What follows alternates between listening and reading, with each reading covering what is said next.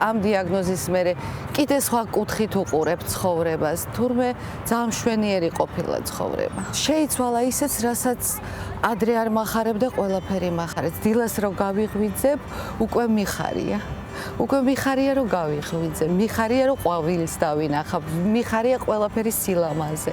ცხოვრება არ ყოფილა ეგეთი რთული, როგორც ჩვენ ვართულებ, უფრო მატერიალური მხრიდან. თურმე სხვა ბევრი რაღაცაც სილამაზე არსებობს და მშვენიერი ცხოვრება არის. მე ვარ ტატიანა კუზნეცოვა, 49 წლის ვცხოვრობ თბილისში. შარშან აპრილში 1 წლის უკან შევატყვე ჩემით სიმაგრე ძუძუში და რაღაცა უცებ მქონდა ძალიან ცუდი შეგრძნება. რატომღაც ვიგრძენი, რომ ეს არ არის კარგი. შინაგანად ვგრძნობდი, რომ რაღაც ცუდია და მასეც მოხდა, რომ ცუდი დიაგნოზი დამიდგა. დადგინდა, რომ მაგ კიბო. მეოთხე სტადიის. წავედი სახლში, იმიტომ რომ ტირილი მინდოდა და 1 საათი ვიტირე. 1 საათი ვიტირე, მერე დავიბანე პირი და თქვი მე მეტი ამის გამო მე მეც ვერ ვიტირე.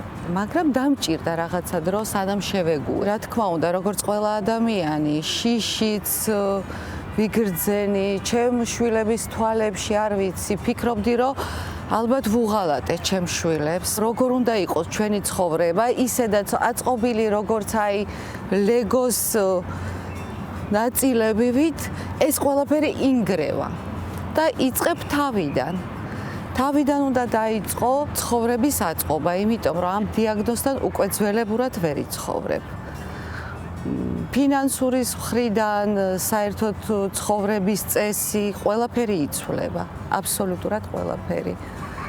მაგრამ ვიგრძენი, რომ ძალიან ბევრ ხალხს უყვარვარ, თურმე ძალიან ბევრი ხალხი შეწუხდა სამსახურიდანაც, მეგობრები, ნათესავები, რა თქმა უნდა, უფრო ახლო ურთიერთობა დადგინდა ნათესავებთან, ჩემ დასთან მით უმეტეს. უფრო ძალა მომცა, იმიტომ რომ უყურებდი დედაჩემის თვალებში, სულ ფიქრობდი, რომ უნდა ვიყო ძლიერი.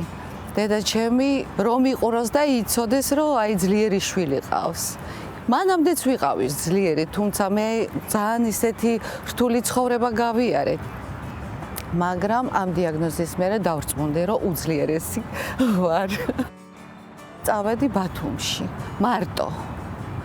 უფრო კარგად მივეჩვი ამ დიაგნოზს, როდის მარტო ვიყავი, 5 დღე ვიყავი მარტო.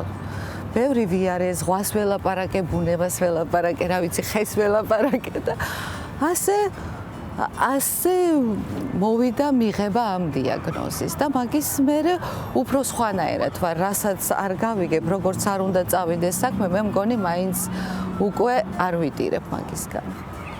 პირველ რიგში მე ვფიქრობ, არ უნდა შეშინდე და მაგრად უნდა ვიყოთ. ეხლა დღევანდელ დღეში უკვე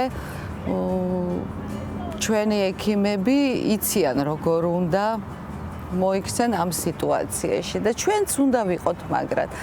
ჩემი ექიმის სიტყვები მახსოვს, რომ გავიგე ეს, ალბათ დიდი თვალები მაქვს და კიდე უფრო გავიფართოვდა და მითხრა, ეხლაო, მე რასაც დაგინიშნებ მკურნალობას, 50% ჩემზე იქნებაო და 50% შენზე იქნება.